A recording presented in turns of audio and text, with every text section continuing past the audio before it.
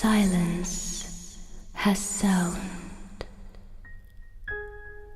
Silence comes back, stomps its dirty boots on my doormat, throws its weightless body on my couch. Without a word, it patronizes me. He's gone, isn't he?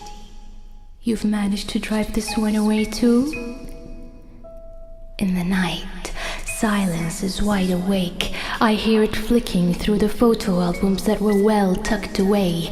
Its cricket-like footsteps up the stairs, lurks behind shower curtains, loosens the basin tap with the annoying drip-drop, drip-drop. It then plays its favorite game, amplifies my heavy insomniac breathing, throwing balls of fire against the walls, the haunting echoes shooting through the corners of the small, dark room. The flame-tipped spears of his long-gone lips, the burning waves of his long-gone voice.